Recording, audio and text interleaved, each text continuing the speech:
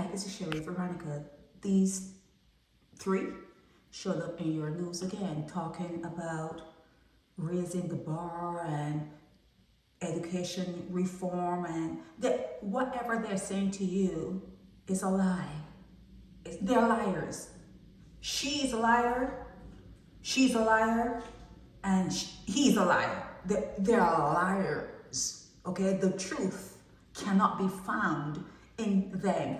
For her, Ramona, for her to have accomplished what she accomplished, she could not have been playing with the regular school kids and the neighborhood kids. I'm telling you, to accomplish anything in a place like Barbados, parents have to segregate their children, because you can do and you can do and you can do. And if your child mixes with the wrong crowd, it's over.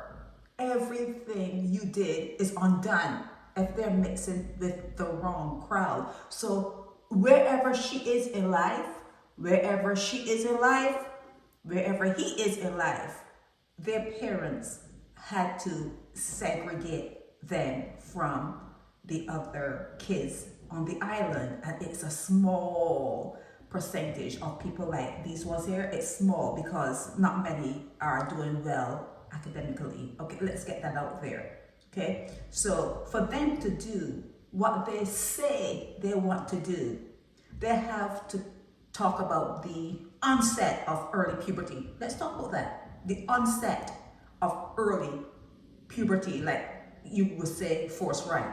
A child is force right.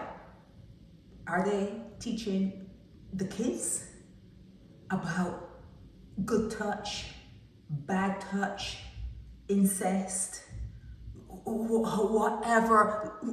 Keep them away from walking up at crop over, the slave celebration.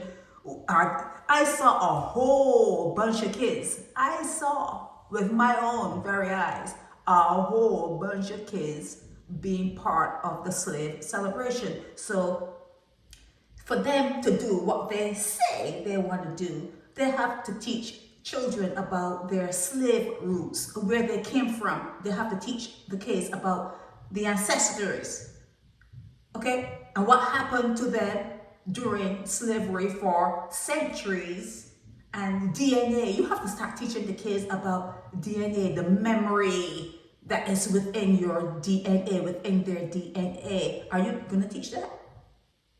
Are you going to teach kids about their slave roots and how DNA may have them be bent in a certain way, and how they have to combat those residual fears? May not be residual, but they have to fight themselves, fight their proclivities. They have to be strong when certain things may seem normal, but it's not so normal. Like, for instance, again, early onset of puberty, or having your first experience, romantic experience, being a member of your family. That is not normal.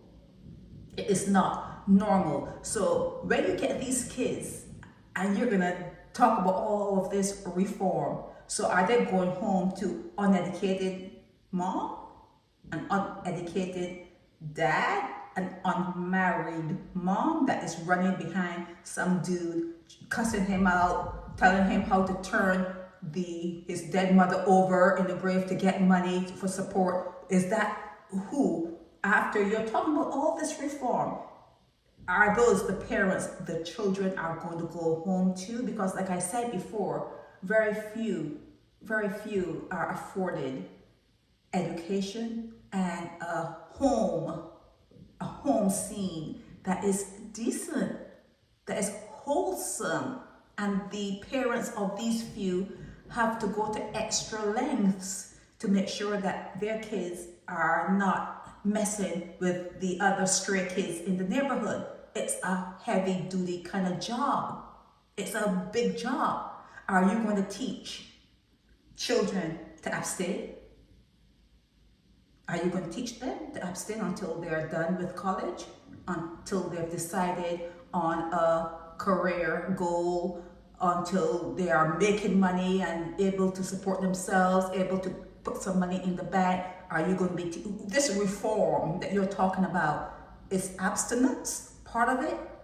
I'm asking, is abstinence part of the reform? Is raising the age of consent part of this reform? Is it going to be part of this reform, the age of consent, when you can assault a child and not be penalized? Will that be something that is going to change? They are lying to you. They're lying to you. There's no bar that can be raised. There's no reform in education. There's nothing new that's going to happen, especially when you see the youngsters out there walking up for crop over, when you hear them cussing by the bus stops, when you see them, acting forthright, when you see them missing and they don't care to come on social media and say, oh, I'm not missing. I was by my man. A 13-year-old saying that. I was by my man. Nothing is going to change. Nothing is going to change. You have to teach children about their slave roots, about their proclivities. You have to watch early puberty. You have to have people like teachers and counselors watching for things like that, so you can check the home and make sure the boys have their own room, the girls have their own room, and it's structured, not 10 kids are all sleeping on the same bed and that kind of stuff. You guys are not ready though. You guys are not ready. Okay? And you cannot be ready, because then bitches won't like you. They're gonna do you the same way they do me. Oh, we don't like you, Sherry Veronica. You can't handle it. I can, because I figured that if they're not liking me, I'm doing good. I'm doing good. I'm in the Jesus crowd. They're crucifying him. I want to be in that crowd. I want to be in that crowd. But these people here, they can't handle it. They want to be liked, and they want to have that salary coming in every month, or however often it comes in. They want their salary, and they want bitches to like them. They're not going to change. Nothing is going to change, okay? There's no such thing as education reform in Barbados, because you cannot not segregate, although it's bad, although it's very bad. At this point, at this particular time, you cannot not, you have to segregate your kids. You actually have to segregate your kids from the other ruffians, because all of your work will go to naught if you don't. Like I said, it sounds really bad that you have to do that, but at this particular point, it's not ready. Barbados is not ready. Barbados is just not ready. You have to go hard with education. You have to go radical with education.